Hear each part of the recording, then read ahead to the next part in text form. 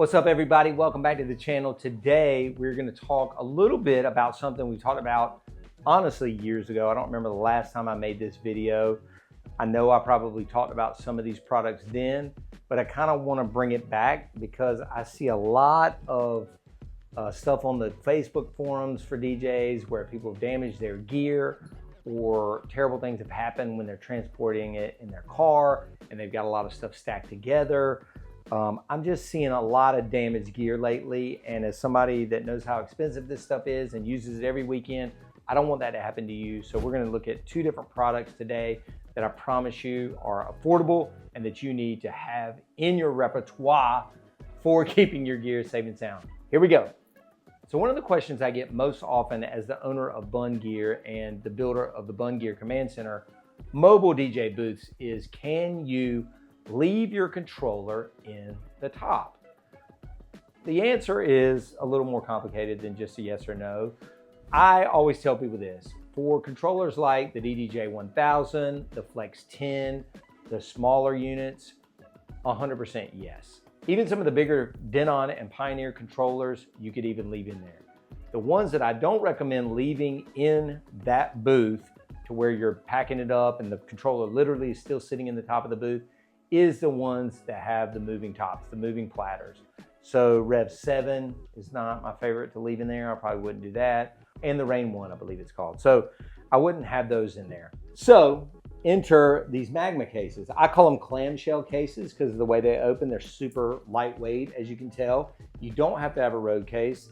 They're made for all types of different controllers. This one is called the Control Case XXL Plus 2. And this one is DDJ FLX 6, 1000 SRT, DDJ SX2, Denon NC 7000, Reloop Terminal Mix 4, and that's what's in this one, right? But I'm sure they make it for whatever you've got.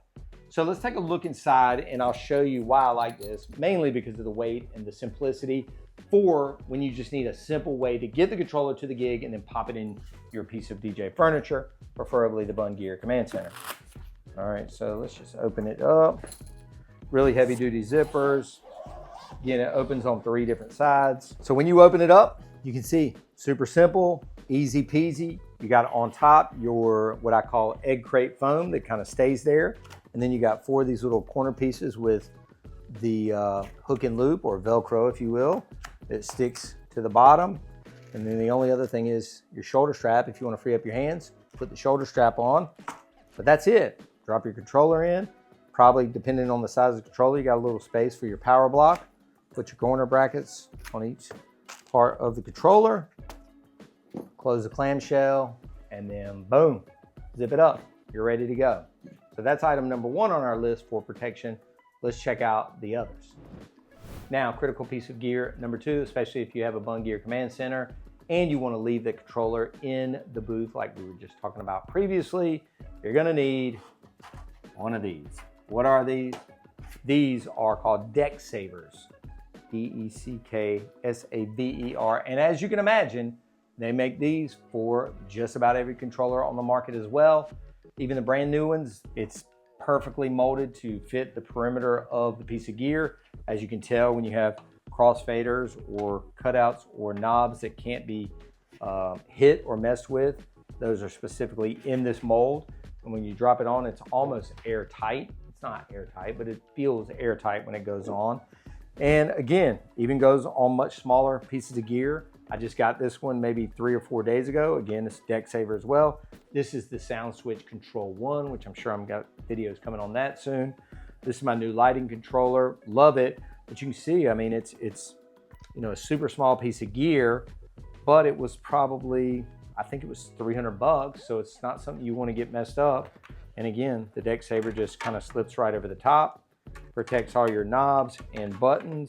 I'm going to have this mounted beside my controller in my DJ booth, and then I'll put a cover over the top of them. But again, that cover is just foam, right? It's not anything like these heavy grade molded plastic covers. And so anytime I have my gear out in the wild, or even if I just had it in a studio and didn't want it to get nasty and dusty, I would have these deck savers on it. Super critical pieces of gear, invest in those. They've got all different models for all types of gear, even non-DJ related stuff they make deck savers for. So please protect your gear. Don't let it get messed up. These are two critical things that you need if you're gonna buy a Bunn Gear Command Center. In my opinion, if you go to mixwear.net, you can see all these sub-brands. You can see the Magma stuff that we were talking about earlier. You can see the deck savers, and you can even see these color key pop-up totems that were in a recent video that I had here on the channel.